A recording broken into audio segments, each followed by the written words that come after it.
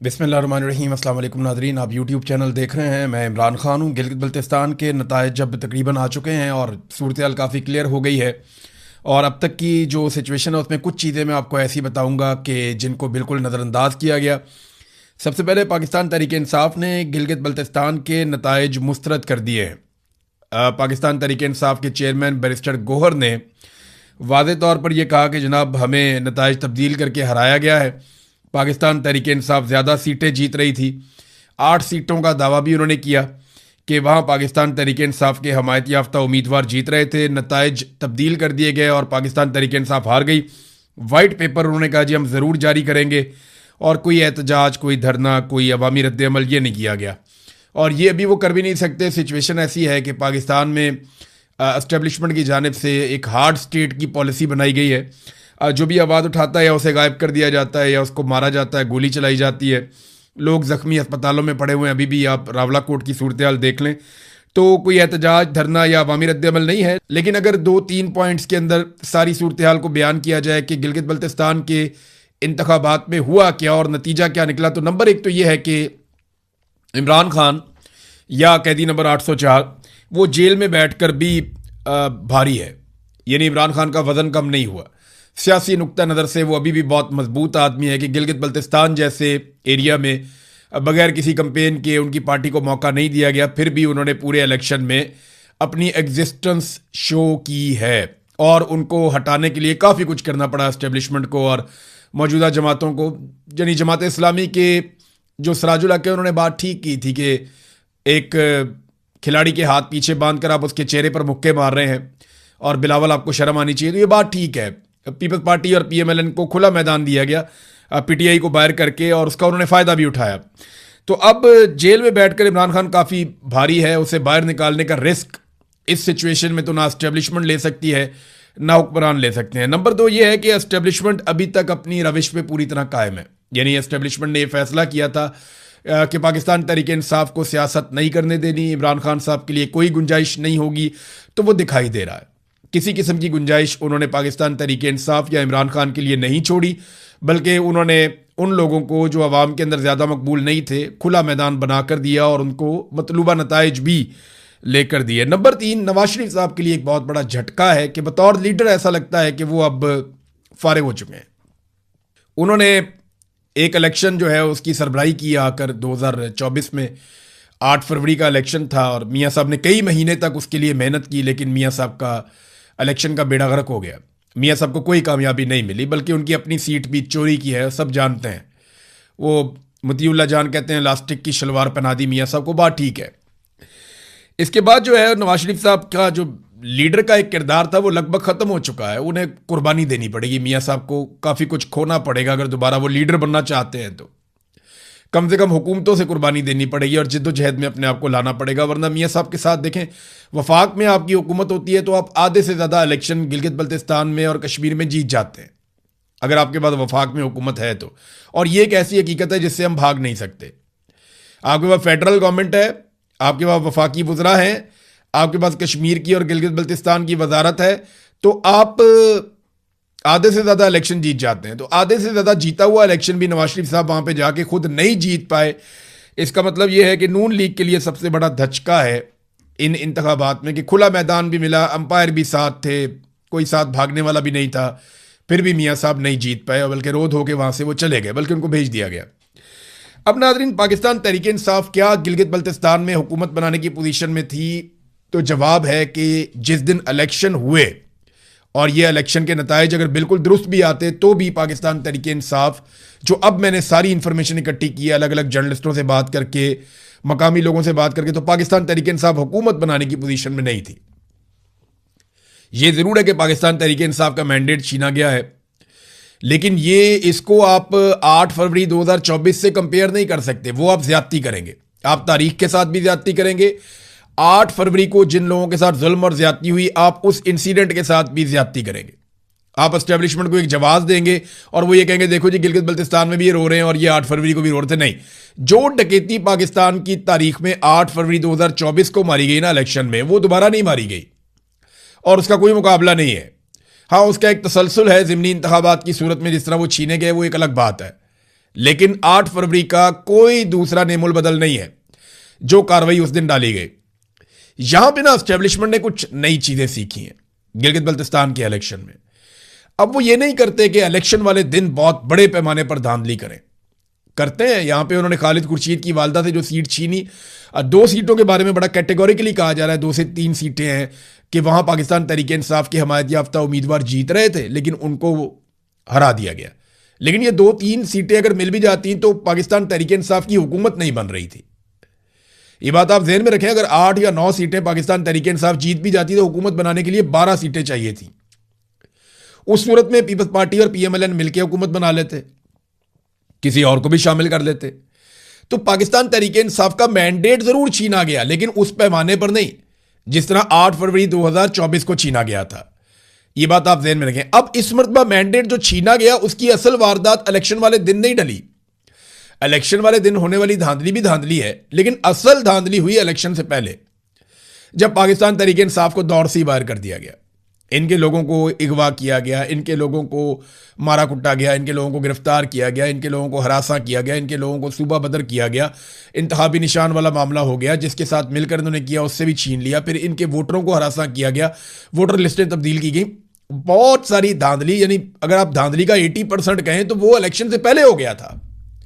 जो असल काम है एस्टेब्लिशमेंट ने अब ये सीख लिया कि अगर धांधली करनी है तो वो पहले करनी है। इलेक्शन वाले दिन जो आप धांधली करते हैं वो बड़े आराम से पकड़ी जाती है, वहां बड़ा गंद पड़ जाता है, लिहाजा वो गंद पहले से डालना शुरू करते हैं। तो पाकिस्तान तहरीक इंसाफ को अमली तौर पे इलेक्शन से बाहर किया गया था इलेक्शन शुरू होने से पहले। और अगर जो पाकिस्तान तहरीक इंसाफ को ये नताइज पूरे मिल भी जाते तब भी पाकिस्तान तहरीक इंसाफ शायद हुकूमत बनाने की पोजीशन में ना होती। जो मैंने अब तक इतलात इकट्ठी की हैं उनके मुताबिक तो मेरे पास ये है। तो प्री पोल रिगिंग ही असल रिगिंग थी और पीटीआई को अपना मौक़िफ़ खराब नहीं करना चाहिए। नून लीग को वफाक में होने के बावजूद वोट नहीं पड़े। पीपल्स पार्टी जो है उसने वोट लिए हैं और उनकी एग्जिस्टेंस है उनकी। उसकी वजह यह है कि जुल्फ़िकार जी भुट्टो हो या बेनज़ीर भुट्टो हो, माजी में इन्होंने गिलगित बल्तिस्तान के लिए काम किया था, गिलगित बल्तिस्तान की शनाख्त के लिए भी इन्होंने काम किया था। बिलावल ने उसका फ़ायदा उठाया। बिलावल ने जिन चीज़ों का फ़ायदा उठाया मैं आपको बताता हूँ। नंबर 1, बिलावल को इस बात का फ़ायदा हुआ कि पीटीआई मैदान से बाहर है, वो आकर खुलकर मुकाबला नहीं कर सकते, उनके हाथ बंधे हुए हैं। नंबर 2, बिलावल ने फ़ायदा उठाया कि वफाक में नून लीग की हुकूमत है जो इंतहाई गैर मकबूल है, उनका बेड़े ही गर्क हो गया और उनके पास अवाम को बताने के लिए कोई बयानिया ही नहीं है। तीसरा, बिलावल कुछ हद तक ये बावर करवाने में कामयाब हो गया कि वो अपोजिशन का आदमी है, वो हुकूमत में नहीं है और हुकूमत पे तनकीद करके उसने लोगों को अपने साथ मिला लिया।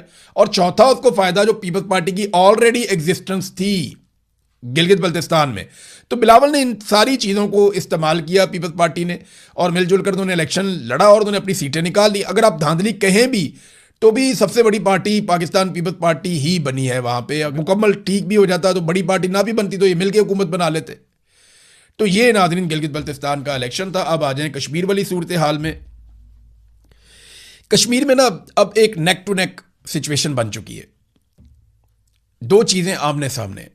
नंबर 1, एक बड़े क्रैकडाउन की तैयारी की जा रही है जिसमें जॉइंट अवामी एक्शन कमेटी के लोगों को गिरफ्तार किया जाएगा या लापता किया जाएगा। उनसे जुड़े हुए जितने मेन लोग हैं जो करता धरता हैं अलग अलग बाज़ारों में अलग अलग इलाकों में, उनको गिरफ्तार किया जाएगा, उनको हिरासत में लिया जाएगा और बड़े पैमाने पर गिरफ्तारियां होंगी, जबरी गुमशुदगियां भी होंगी। ये चीज़ें आने वाले दिनों में सामना करना पड़ेगा। जो सहाफ़ी वहाँ खबरें देते हैं, देखें बहुत सारे सहाफ़ी जो हैं वो सिस्टम के साथ चलना पसंद करते हैं और अगर उनके दिमाग और दिल में ये बात होती भी है कि ये गलत हो रहा है तो वो बहुत शुगर कोटेड किस्म की खबर देते हैं जिसका कोई फ़र्क नहीं पड़ता। तो वो मैनेज कर लेते हैं। ऐसे माहौल में रह रहे के सहाफ़ी ये सीख लेते हैं कि उन्होंने सर्वाइव कैसे करना है। लेकिन वो सहाफ़ी जो डिजिटल मीडिया पे हैं या कहीं और हैं तो वो जब खुल के बात करते हैं तो उनकी भी लिस्टें हैं, उनके ऊपर भी छापे मारे जा रहे हैं। 3 ऐसे जर्नलिस्ट हैं जिनके घरों पर छापे मारे गए हैं आज़ाद कश्मीर में। सोराब बरकत को पहले ही गिरफ्तार कर लिया गया है। सोराब बरकत के ऊपर इल्ज़ाम क्या है कि जनाब जो कलदम तंजीम करार दी गई है उसके हवाले से ये खबरें दे रहे थे। देखें यहाँ तो तालिबान के इंटरव्यूज़ चलते रहे पाकिस्तान में जब ज़रूरत होती है, तो दहशतगर्दों के इंटरव्यूज़ पाकिस्तान में चलाए जाते रहे हैं जब ज़रूरत होती है। तो सहाफ़ियों को गाड़ियों में भर के वहाँ छोड़ दिया जाता था, तालिबान आके ले जाते थे, वो इंटरव्यूज़ करते थे, वो इंटरव्यूज़ मीडिया पे चलते थे जब ज़रूरत होती है। तो ये कोई तरीक़ाकार नहीं है कि आप जब दिल करे आपने कह दिया जी आप कलदम है, इसके बाद अगर ये कहीं भी नज़र आ गए या इससे पहले कभी किसी का इंटरव्यू है तो उठा के उस पर पर्चा दे दो, उसको अंदर कर दो। अब 4 दिन का मजीद सोराब बरकत का भी रिमांड हो गया है। तो मैं आपको बता रहा था कि मुकाबला अब दो चीज़ों के बीच में, एक बड़ा क्रैकडाउन है और उसके मुकाबले में 9 जून की कॉल है। देखना यह है कि 9 जून को लोग निकल कर ये जो क्रैकडाउन का एक अमल शुरू किया जा रहा है इसको नाकाम बनाते हैं या नहीं। क्योंकि अगर 9 जून की कॉल आज़ाद कश्मीर में कश्मीरियों की अगर नाकाम हो जाती है, ये बात आप मेरी जहन में रख लें और पल्ले बांध लें आप पक्की, अगर 9 जून की कॉल, क्योंकि अब वापस पीछे हटने का तो इम्कान है नहीं। हाँ ये है कि अगर जॉइंट अवामी एक्शन कमेटी एक अनाउंसमेंट कर दे कि हम अभी इसको मौखर कर रहे हैं, दोबारा कर देंगे, तो ये मौखर तो हो जाएगी, दोबारा भी शायद वो एहतजाज कर ले, लेकिन वो एहतजाज फिर वैसा कभी भी नहीं होगा। अवामी ताकत इनके साथ कभी दोबारा खड़ी नहीं होगी और ये इनकी मिथ टूट जाएगी, ये बात तो हकीकत है। इसलिए वो बेचारे पीछे भी नहीं हटते, उन्होंने गोलियां भी खा ली हैं। अब मामला ये है कि अगर अवाम निकल आई और उन्होंने अपनी ताकत का मुजाहरा कर दिया और उन्होंने चीज़ों को अपने कंट्रोल में ले लिया, तो फिर एस्टेब्लिशमेंट को बैकफुट पे जाना पड़ेगा और वो क्रैकडाउन की पॉलिसी से पीछे हटकर मुज़ाकरात पे आ जाएंगे। दूसरी जानिब अगर ये कॉल नाकाम हो जाती है, लोग नहीं निकल पाते और एस्टेब्लिशमेंट कामयाब हो जाती है ताकत के बलबूते पे एहतजाज को नाकाम बनाने में, तो फिर क्रैकडाउन ज़रूर होगा और इतना तगड़ा क्रैकडाउन होगा कि आज़ाद कश्मीर में दरो दीवार हिल जाएंगे। लोगों को पता चल जाएगा कि अपने हक के लिए कैसे खड़े होते हैं और उसकी कीमत क्या अदा करनी पड़ती है। वो पाकिस्तान तहरीक इंसाफ भी भुगत रही है, वो वहाँ और जमातें भी भुगतती रही हैं माजी में, तो यहाँ पे जॉइंट अवामी एक्शन कमेटी को भुगतना पड़ेगा। अब जो खबरें चलाई गई सुबह से, हम ये देख रहे थे कि खबरें चलाई गई जनाब हालात नॉर्मलाइज हो गए हैं, राबरा कोर्ट में हालात मामूलात ज़िंदगी बहाल हो गए और मामूल के मुताबिक ज़िंदगी चल रही है। ये ना एक तरीक़ाकार है बहुत पुराना पाकिस्तान में कई दहाइयों से। जैसे ही कोई ऑपरेशन या कोई चीज़ होती है या जैसे ही कोई बड़ा नुकसान होता है तो फौरी तौर पे अगले दिन खबरें चलाई जाती हैं कि मामूलात ज़िंदगी बहाल हो गए। हम ना मसाइल की जड़ की तरफ नहीं जाते, हम ये नहीं देखते कि ये मसला हो क्यों रहा है, हमें फटाफट मट्टी डालने की एक जल्दी होती है कि मट्टी पाओ और निकलो, बस इस मामले से आगे बढ़ो। आगे बढ़ने की सबसे बड़ी वजह यह है कि कोई आदमी भी अपने गिरेबान में झांकना नहीं चाहता, अपनी गलती को तस्लीम नहीं करना चाहता, कोई आदमी भी अपनी गलती से सीखना नहीं चाहता, बल्कि जो दिहाड़ी लग रही है वो उसी के अंदर खुश रहना चाहता है। आपको याद है जब रजीम चेंज ऑपरेशन किया गया पाकिस्तान में, तो उस वक्त DGISPR थे इफ्तिखार बाबर, उन्होंने फ़ौरन कहा था कि देखें जैसे ही हुकूमत तब्दील हुई, ये अच्छा हो गया, वो अच्छा हो गया, मामूलात ज़िंदगी ठीक हो गए। आज तक मामूलात ज़िंदगी ठीक नहीं हुए। बांग्लादेश से जब पाकिस्तान टूट रहा था, बिल्कुल ऐसी खबरें आ रही थी कि ज़िंदगी मामूल के मुताबिक चल रही है, फिर पता चला सरेंडर हो गया और 90,000 कैदी बन गए पाकिस्तानी फौजी, मुल्क ही टूट गया। बुगटी को जब कत्ल किया गया तो अकबर बुगटी के कत्ल के बाद ऐसी ही खबरें चलवाई गई कि बलूचिस्तान में मामूलात ज़िंदगी बहाल हो गए, चीज़ें बिल्कुल नॉर्मलाइज हो गई, बाजार खुल गए। आज तक इतने साल गुजर गए, बलूचिस्तान नॉर्मलाइज नहीं हुआ, 10,000 अफराद वहाँ पे जान से चले गए। तो ये बार बार ये कहा जाता है अभी भी बलूचिस्तान में कुछ हो जाए, हर साने के बाद साने की वजूहात देखने की बजाय हम मट्टी डालने का काम करते हैं। अभी IG की एक वीडियो भी जारी की गई है मामूलात ज़िंदगी दिखाने के लिए कि वो लोगों से हाथ मिला रहा है, मिल रहा है, कॉन्फिडेंस शो कर रहा है। बाज़ारों की कुछ वीडियो जारी करने की थोड़ी बहुत छोटे मोटे क्लिप आए, लेकिन रावला कोट में लोग अभी भी एहतजाज कर रहे हैं। मुख्तलिफ वाक़यात रिपोर्ट हुए हैं शहर के आसपास इर्द गिर्द, कहीं बीच में लोग निकले थोड़ी तादाद में, उन्होंने एहतजाज किया, छोटी सी रैली निकाली, उसके बाद मुंतशिर हो गए। ये चीज़ें बताती हैं कि लोगों में अभी भी एहतजाज करने की सलाहियत बाकी है और ये काफ़ी उनकी कैपेसिटी है रात को होने वाले क्रैकडाउन के बावजूद। क्रैकडाउन के हवाले से रात को जो खबरें आई थी वो गैर मुसद्दका थी और उनमें ज़्यादा हलाकतें और शहादतें बताई गई थी, लेकिन अब उनकी तादाद तो कम बताई जा रही है, लेकिन ये ज़रूर कहा जा रहा है कि बहुत सारे लोग लापता हैं जिनके बारे में कुछ पता नहीं है, वो गिरफ्तार कर लिया गया या उनके साथ कुछ और हुआ, हम कुछ कह नहीं सकते। जब इस तरह का इंसिडेंट होता है आप इंटरनेट बंद कर देते हैं, मोबाइल फ़ोन बंद कर देते हैं, लाइटें बंद कर देते हैं, इन्फॉर्मेशन को जब आप छुपाते हैं तो अफवाहें फैलती हैं। तो सरकार की रिस्पॉन्सिबिलिटी होती है कि वो सामने आए और आकर हकीकत बताए। अब ना सरकार सही तरीके से हकीकत बता रही है और ना ही जॉइंट अवामी एक्शन कमेटी ने कोई एलामिया जारी करके नुकसान का बताया। या तो जॉइंट अवामी एक्शन कमेटी नुकसान के बारे में आगाह करे आवाम को और वो ये बेचैनी ख़त्म करे कि रात को क्रैकडाउन में कितने लोग ज़ख्मी हुए। दावा ये किया जा रहा है कि जो गोली चली और शेलिंग हुई उसमें 100 के करीब लोग ज़ख्मी हुए हैं। कुछ सहाफ़ी दावा कर रहे हैं कि 70 से ज़ायद ज़ख्मियों का तो बिल्कुल मुसद्दका डाटा मौजूद है, लेकिन अभी भी कंफर्मेशन किसी चीज़ की तब तक नहीं होगी जब तक कि जॉइंट अवामी एक्शन कमेटी जो कलअदम है वो कोई तफसीलात फराहम नहीं कर देती। तो अवामी ज्वाइंट एक्शन कमेटी को एक मशवरा ये भी दिया जा रहा है कि आप अपना एक पॉलिटिकल पार्टी रजिस्टर कर लें, आप अपना मंशूर दे दें और इलेक्शन में चले जाएं। आप इलेक्शन लड़ें, इलेक्शन जीतें अपने मंशूर के मुताबिक और आकर आइन में तब्दीली करके ये 12 नशिस्तें मुहाजिरीन की ख़त्म कर दें। मामला ये है कि ये 12 नशिस्तें, इनके साथ 3 और शामिल हो जाती हैं मखसूस नशिस्तें, तो ये मिलके ही लगभग 30% के आसपास बन जाती हैं। तो 2/3 अक्सरियत तो इन नशिस्तों के बगैर कोई ले नहीं सकता। सवाल ही पैदा नहीं होता कि इन नशिस्तों के बगैर कोई 2/3 अक्सरियत दे, और इस पर तो एस्टेब्लिशमेंट अपने बंदे बैठाती है, लिहाजा आईनी तरमीम तो हो नहीं सकती। हाँ, ये ज़रूर हो सकता है कि बहुत ताकत लगा के किसी तरह कोई अपनी हुकूमत बना ले आज़ाद कश्मीर में मिलिट्री एस्टेब्लिशमेंट की पहुंच से बाहर, और फिर फ्यूचर में किसी तरह से इन सीटों को ख़त्म किया जा सके। ये तो एक पॉलिटिकल सोल्यूशन है। और परवेज़ रशीद साहब ये मशवरा भी दे रहे हैं कि जनाब आप इलेक्शन लड़ लें। एक तरफ उन्हें कलदम करते हैं, दूसरी तरफ उन्हें कहते हैं इलेक्शन लड़ो। एक तरफ उनके साथ मुज़ाकरात करते हैं, दूसरी तरफ उन्हें कहते हैं इलेक्शन लड़ो। अभी जो फैसल राठौर साहब हैं, जो आज़ाद कश्मीर के वज़ीर आज़म हैं, उनका भी एक स्टेटमेंट सोशल मीडिया पे गर्दिश कर रहा है, जिसमें एक इंटरव्यू में उन्होंने कहा जी हम बैठ के बात करना चाहते हैं, हमने कई लोगों से कहा, हमने राब्ते किए, या बरतानिया में उन्होंने कई लोगों से राब्ते किए कि जनाब बैठ के बात करते हैं, हमें ये मसला हल करना चाहिए, और बैठ के बातचीत के जरिए से इंसानी जानें ज़ाया ना हो, हमें ये मसला हल कर लेना चाहिए, ये फैसल राठौर साहब ने कहा। तो एक तरफ उन्हें कहते हैं कलदम है, जत्थे हैं, बात नहीं होगी, दूसरी तरफ कहते हैं उनके साथ मुज़ाकरात करने हैं। तो ये एक अभी कन्फ्यूजन की पॉलिसी है, और ये कन्फ्यूजन तब तक रहेगी जब तक कि 9 जून का दिन गुजर नहीं जाता। ये 24 घंटे बहुत अहम है। अगर 9 जून को बड़े पैमाने पर लोग निकल आते हैं तो हुकूमत मुज़ाकरात की बात करेगी, बार बार मुज़ाकरात की बात करेगी और बैठेगी और कुछ चीज़ें मान भी जाएगी। देखिए ना, वो कहते हैं कि आईनी तरमीम के बगैर ये 12 नशिस्तें ख़त्म नहीं हो सकती।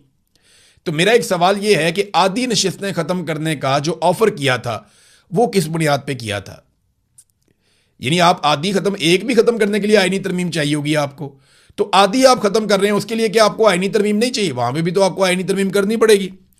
तो ये वो सवालात हैं जिनका जवाब मेरे ख्याल में हम सबको ढूंढना पड़ेगा, इसका जवाब अभी मौजूद नहीं है। बहरहाल 9 जून फैसला करेगा कि आज़ाद कश्मीर में एक बड़ा और वसी पैमाने पर क्रैकडाउन होने जा रहा है, या फिर आज़ाद कश्मीर के जो अवाम हैं उनके मुतालबात के ऊपर संजीदगी से गौर करने पर यह सिस्टम मजबूर होगा। ये फैसला 9 जून को हो जाएगा। अब नाज़रीन आ जाए, थोड़ा सा इंटरनेशनल एक इशू है, वहाँ पे ईरान और इसराइल के बीच में दोबारा लड़ाई हुई है। ईरान ने इसराइल के ऊपर इल्ज़ाम लगाया कि वो जंगबंदी की खिलाफ वर्जी कर रहा है, बार बार लबनान पे अटैक कर रहा है। उन्होंने पहले वार्न किया, उसके बाद उन्होंने मिसाइल चला दिए। ईरान के मुताबिक उन्होंने इसराइल को काफ़ी नुकसान किया है, इसराइल के मुताबिक उन्होंने मिसाइल इंटरसेप्ट कर लिए हैं और वो बच गए हैं, जबकि इसराइल ने ईरान के ऊपर वापस हमला किया और फिर मिसाइल चला दिए। ईरान ने फिर एक और लहर मिसाइलों की चला दी। तो ईरान और इसराइल के बीच में एक तरह की जंग की कैफियत बनी हुई है, जबकि अमेरिका इस लड़ाई से अपने आप को बाहर रख रहा है। उन्होंने ईरान को भी कहा कि बस काफ़ी हो गया, अब आप बंद करें, और इसराइल को, नेतन्याहू को डोनाल्ड ट्रंप ने पैगाम दिया कि तुम भी जंगबंदी की तरफ जाओ और लड़ाई ना करो। सिचुएशन यहीं पे अभी तक रुकी हुई है। आलमी मंडी में फिर तेल की कीमतें ऊपर नीचे हो रही हैं, और पाकिस्तान के अंदर जो हुक्मरानों की और अवाम की दिल की धड़कनें तेज़ हो रही हैं, क्योंकि दुनिया में कुछ भी होता है ना, सबसे ज़्यादा इम्पैक्ट पाकिस्तान में आता है, सबसे ज़्यादा रोला पाकिस्तान में डाला जाता है। अभी बजट की तैयारी है, भारत पीपल्स पार्टी को जो मिल गया उसके बाद ऐसा दिखाई देता है कि पीपल्स पार्टी अब 28वीं तरमीम हो, बजट हो या कश्मीर के मामलात हो, हर जगह पे पूरी ताकत से वो खड़ी हो जाएगी एस्टेब्लिशमेंट के साथ, और उन्हें किसी किस्म का कोई एतराज़ नहीं होगा। अब तक के लिए इतना ही। अपना ख्याल रखिएगा, अपने इस चैनल का भी। अल्लाह हाफिज़।